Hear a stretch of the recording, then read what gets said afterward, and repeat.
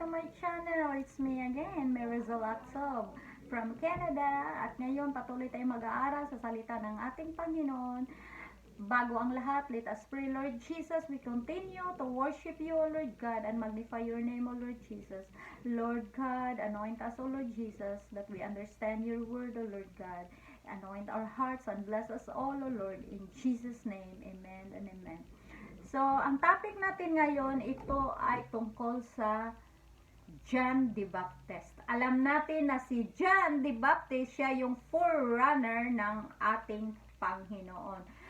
Si John the Baptist, ito prophecy concerning kay John the Baptist. According to Isaiah chapter 40 verse 3, the voice of him that cried in the wilderness, prepare ye the way of the Lord, make straight in the desert and a highway for our God. So sa Malakay din sa chapter 3 verse 1, ito yung nagsasabi, behold, I will send my messenger, and he shall prepare the way before me, and the Lord whom ye seek shall suddenly come to his temple, even the messenger of the covenant, whom ye delight in, behold, he shall come, and saith the Lord of hosts. So ito ay prophecy concerning kay John. Siya yung forerunner ng ating Panginoon. Sa Old Testament prophets, nagpredicted na sa coming sa ating Messiah. Ito sa Old Testament may prediction na, may prophecy na for the coming of our Messiah, for the Messiah. So, makikita na natin dito na hindi pa ipinanganak ang ating Panginoon, may prophecy na sa Old Testament that the Messiah is coming. Kaya, this prediction well fulfilled in the John the Baptist. So, the word of God came unto John, the son of Zacharias. Kasi yung papa ni John is si Zacharias in the wilderness, and he came into all country about Jordan. Siya ay nag-preach sa baptism of repentance for the remission of sin. As it is written in the book of the word of Isaiah, the prophet, saying, the voice of one crying in the wilderness, prepare ye the way of the Lord, make his path straight. Every valley shall be filled, and every mountain, and he shall be brought low, and the crook shall be made straight, and the rough way shall be made smooth, and all flesh shall see the salvation of God. So, according to Luke chapter 3, verse 2 to 6. So, for this is he whom is written, behold, I send my messenger before thy face, which shall prepare thy way before thee. According to Matthew chapter 11, verse 10. So, si John, siya na yung forerunner, nag-prepare sa way ng ating Panginoon. John preaching the repentance. Si John nag-preach siya sa repentance, baptism of repentance. Ito yung ni John. Pero John preach repentance and baptism. Si John nag-preach siya sa water baptism for the remission of sin at saka repentance. Ito ay makikita natin sa Mark chapter 1 verse 2 to 4. Maraming mga taong nakadinig sa preaching ni John at saka nagpabaptize. Dahil alam nila na without baptism, hindi tayo mapatawad sa ating kasalanan.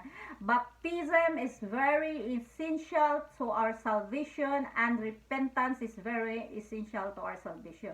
Kasi kailangan tayong magrepent sa ating kasalanan at saka magpabaptize sa tubig. Kaya si John, siya yung nag-preach sa repentance at saka water baptism for the remission of sin according to Mark chapter 1 verse 2 to 4. So maraming mga taong nakarinig nito at nagpabautismo sila sa tubig. Kaya si John, nag-preach siya that he was not the Christ. Si John nag-preach siya na he was not the Christ, but that another would come. He would be the one that they should follow. So si John, sa nag-preach siya, sinabi ni John na hindi ako ang Kristo, kung hindi may sumusunod sa akin na siya ang kailangan nating i-follow. Siya siya ang ating sasambahin. So si John, nag-prepare lang siya sa way ng ating Panginoon.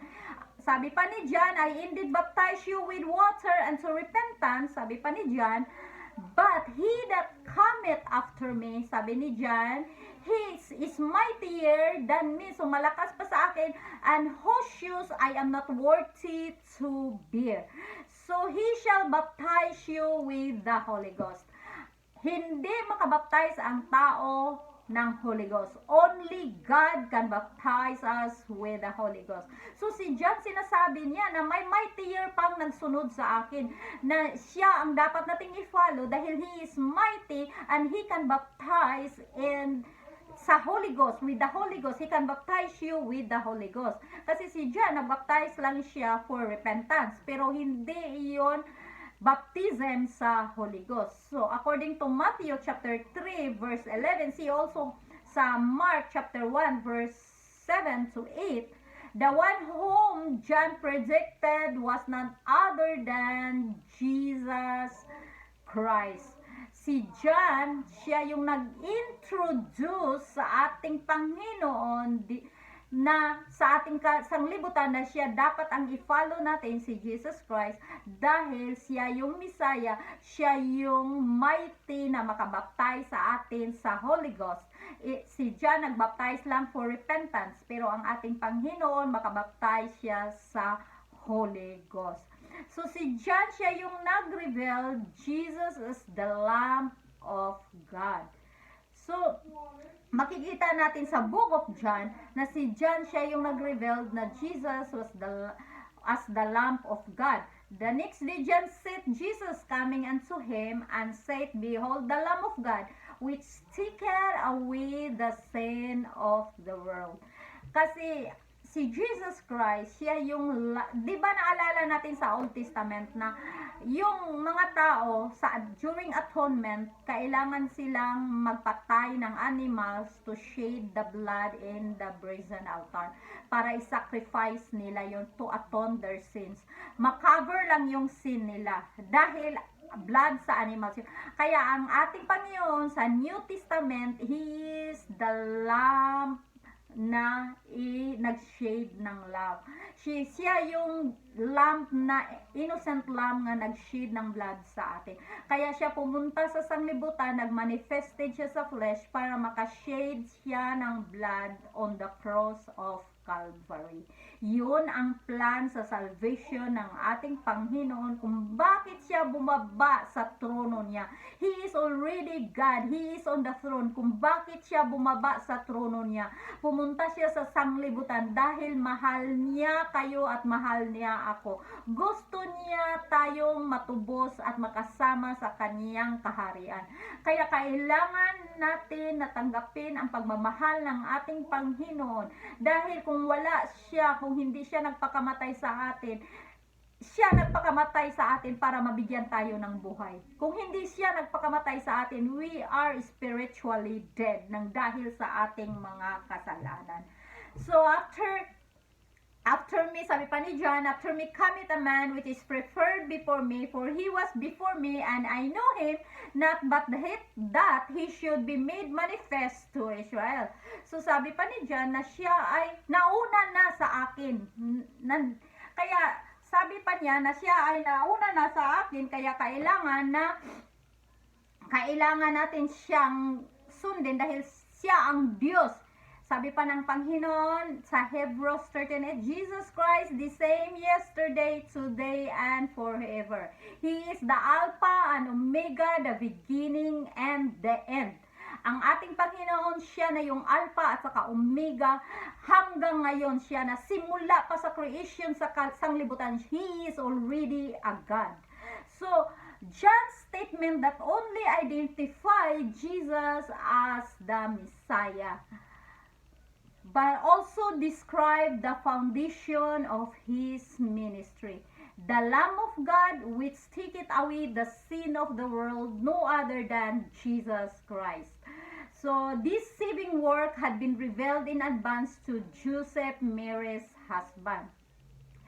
So the angel of the Lord appeared unto him in a dream, saying, Joseph, the son of David, sabi pa ng angel before pa si Mary nagpregnant, sabi pa ng angel nga Joseph, the son of David, fear not to take Mary thy wife. Sabi pa ng angel, dahil si conceive, yung kinukonceive niya is conceived by the Holy Ghost, and he shall bring forth a son, and thou shall call his name Jesus. So, sinabi na yung before pa si Mary, pinanganak si Jesus Christ, sinabihan na ng anghel si Joseph na huwag kang matakot na gawin mong asawa si Mary dahil yung kinukonceive niya, yung binubuntis niya ay conceived by the Holy Ghost, and you shall call his name Jesus.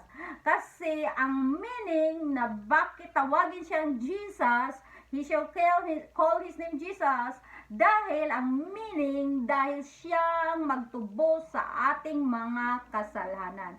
So, for he shall save his people from their sins. Ito mababasa natin sa Matthew chapter 1 verse 20 to 21.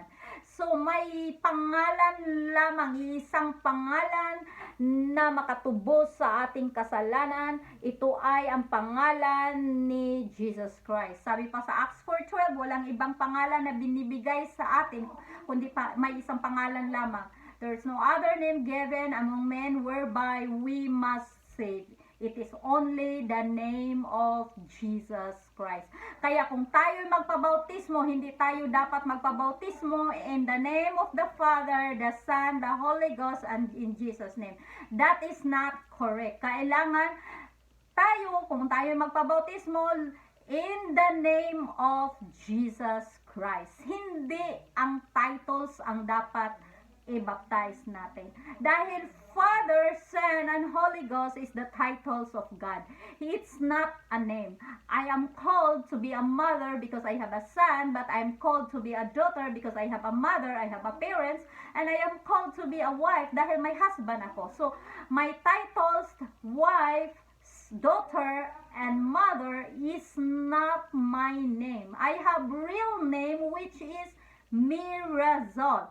So, wherever I go, kung ano yung registered ko, kung bibili ako ng ticket o kahit ano yung i-apply ko sa mga sa government, kailangan dadalhin ko yung tunay kong pangalan, ang Mirazol. Hindi ko pwedeng dadalhin yung titles ko na mother, son, mother, daughter, and wife. Hindi ko yun pwede dalhin.